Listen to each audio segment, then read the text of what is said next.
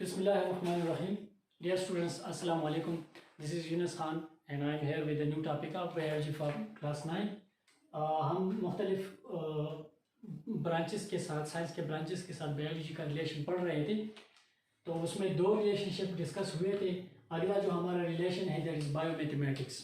Biomathematics या biometry भी इसको नाम दिया जाता है। Basically it is a relation between biology and mathematics. relation between biology and mathematics और बायोलॉजी के दरमियान जो रिलेशन बनता है उसको हम बायोमेट्री या बायोमैथमेटिक्स कहते हैं। या आप इस तरह भी डिफाइन कर सकते हैं जिस तरह मैंने लिखा हुआ है, the study of biological processes using mathematical tools and techniques.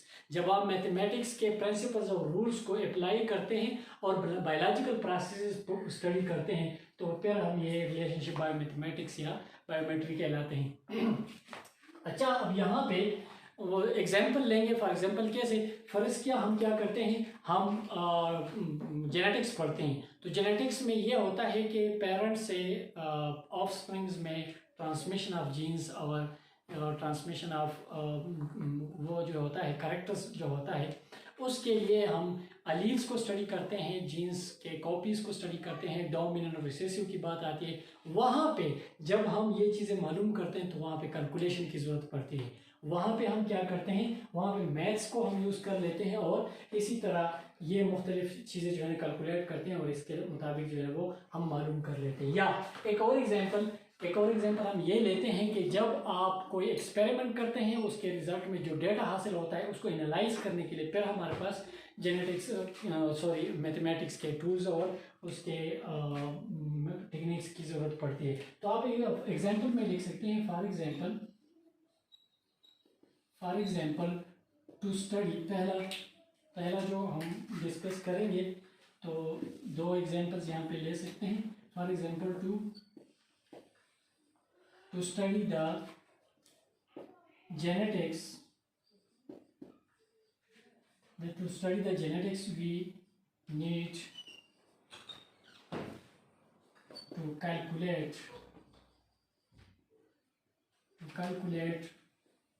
the obtained data। जो डेटा हासिल होता है उसको कैलकुलेट किया जाता है, उसके रिजल्ट में फिर हम अंदाज़ा लगाते हैं कि कितने परसेंट डोमिनेंट एक्सप्रेशन होगा, कितने परसेंट रिसेसिव होगा और कितने परसेंट हेटेरोजाइगस वो होगा। ये चीज़ें जब जेनेटिक्स पढ़ोगे इंशाल्लाह उसमें पता चल जाएगा। तो कहने का मकसद ये है कि जब हम जेनेटिक्स को स्टडी करते हैं, इनहेरिटेंस को स्टडी करते हैं, उसमें कैलकुलेशन की ज़रूरत पड़ती है। इसके अलावा जब हम एक्सपेरिमेंट करते हैं, इसके अलावा the data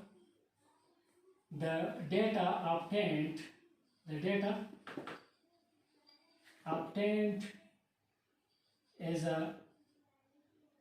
a result of experiments। कुछ एक्सपेरिमेंट्स आप करते हैं और उसके रिजल्ट में जो डेटा हासिल किया जाता है that is analyzed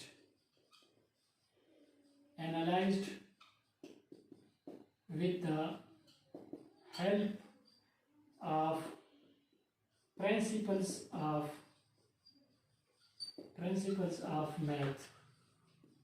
मैथमेटिक्स के प्रिंसिपल्स हम यूटिलाइज करते हैं और इसी तरह जो डेटा हमारे पास हासिल हो चुका होता है उसका एनालाइजेशन करते हैं, उसको एनालाइज करते हैं। तो इस तरीके से मतलब ये हुआ कि हम स्टडी कर रहे हैं ऑर्गेनिजम्स को, it is the study of biology, लेकिन साथ साथ हम क्या कर रहे हैं, कैलकुलेशन, मतलब principles and rules of maths apply हो रहा है। तो इसी तरीके से ये बायोलॉजी और मैथ के आपस में रिलेशन बन रहा है, इसी वजह से इसको बायोमैथमेटिक्स या बायोमेट्री का नाम दिया जाता है। Another one is biogeography. ये जो है ये एक रिलेशनशिप है। It is a relation between biology and geography. अच्छा, जियोग्राफी क्या है? जियोग्राफी जो है different parts of the earth को स्टडी जब किया जाता है, उस पर उसकी डिस्ट्रीब्यूशन को स्टडी किया जाता है, ये जियोग्राफी कहलाता है। तो जब हम लिविंग ऑर्गेनिज्म का अर्थ के मुख्तलिफ हिस्सों पे इसका डिस्ट्रीब्यूशन और अकरेंस स्टडी करते हैं तो ये बायोजियोग्राफी कहलाता है। अर्थ के ज्योग्राफी को स्टडी किया जा रहा है, लेकिन इस ज्योग्राफी को टच दिया जा रहा है लिविंग ऑर्गेनिजम्स के साथ। तो यहाँ पे इसको हम कुछ इस तरह डिफाइन कर सकते हैं कि it is the study of distribution and occurrence of living organisms on the planet Earth.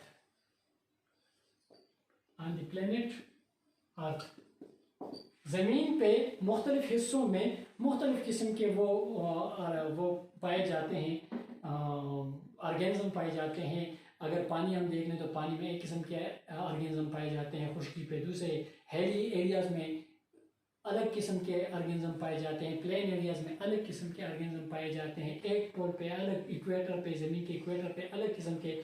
तो ये जो ज़मीन के मुख्तलिफ रीजन्स पे आप ऑर्गेनिजम्स के डिस्ट्रीब्यूशन को, मुख्तलिफ जियोग्राफिकल रीजन्स को स्टडी करते हैं, डिटरमाइन करते हैं, और उसमें फिर ऑर्गेनिज्म के डिस्ट्रीब्यूशन को स्टडी करते हैं। इसके करैक्टरिस्टिक्स को देखा जाता है कि पानी में कौन से ऑर्गेनिज्म करैक्टरिस्टिक वाले ऑर्गेनिज्म होंगे, हेली एरियाज में कौन से होंगे, प्लेन एरियाज में कौन से होंगे। तो ये जो आप रीजनल एरियाज के मुताबिक ऑर्गेनिजम्स के डिस्ट्रीब्यूशन के करैक्टर्स का नॉलेज गेन करते हैं, तो ये फिर बायोजियोग्राफी कहलाता है। यानी आप यहाँ पे अगेन एग्जांपल ले सकते हैं कि for example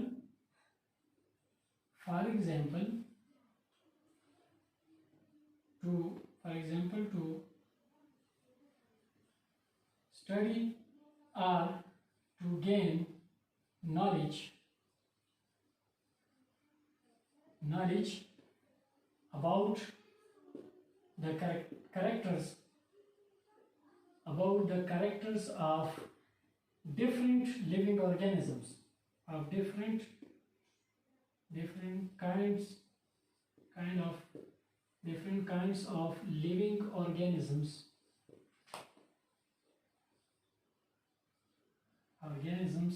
distributed in different regional areas of the earth।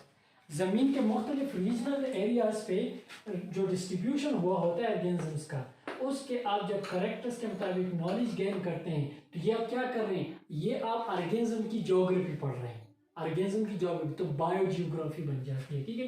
तो ये एक और रिलेशनशिप बन जाता है, दैट्स बायोजियोग्राफी। और इसी तरह इसमें एक आखिरी एक रिलेशनशिप बनता है, दैट इज बायोइकोनॉमिक्स। तो इट इज आप कह सकते हैं कि it is a relation between biology and economics. Economics अलग एक फील्ड है पूरा, जिसमें हम ये प्रॉफिट लॉस ये चीज़ें स्टडी करते हैं, मतलब चीज़ों को इकोनॉमिकल पॉइंट ऑफ व्यू से देखा जाता है। जब आप ऑर्गेनिज्म को भी इस तरह देखते हैं, से फॉर एग्जांपल मैं एक एग्जांपल देता हूँ।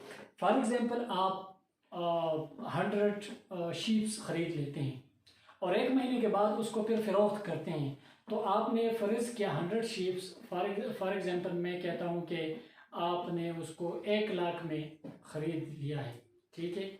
छोटे छोटे बच्चे 1000 में ख़रीदे हैं 1 लाख में, और जब आप फिर महीने बाद बेचते हैं तो 1.5 लाख में फरोख्त करते हैं। अब इसमें ये 50,000 आपका प्रॉफिट बन गया।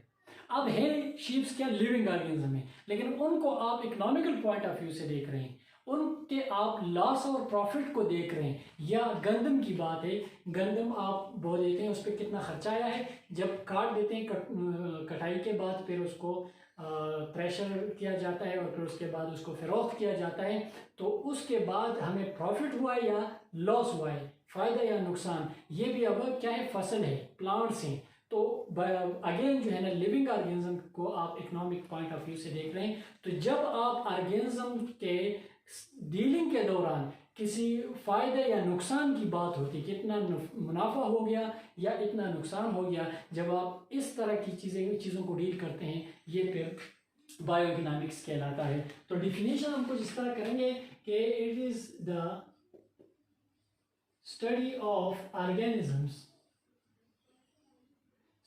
Organisms from their from their economic point of view, economic point of view. तो इकोनॉमिक पॉइंट ऑफ व्यू से आप जब ऑर्गेनिजम्स को देखते हैं, स्टडी करते हैं, इसे हम कहते हैं बायो इकोनॉमिक्स. फॉर एग्जाम्पल आप एग्जाम्पल यहाँ दे सकते हैं.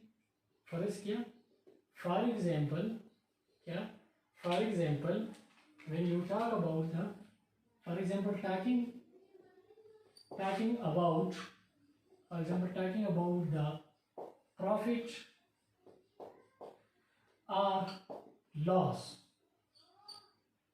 profit of or loss in dealing with organisms, in dealing with organisms, living organisms को जब आप डील करते हैं, तो लिविंग ऑर्गेनिजम्स को डील करते हुए जब आप प्रॉफिट या लॉस की बात करते हैं, यानी जैसे कि फर्ज के मैंने आपको कहा ना 100 शीप या 50 शीप्स ले लें, आपने कितने शीप्स ले लिए, शीप्स ले लिए आपने 50 इन नंबर, जिसकी कीमत थी आपके पास 1 लाख,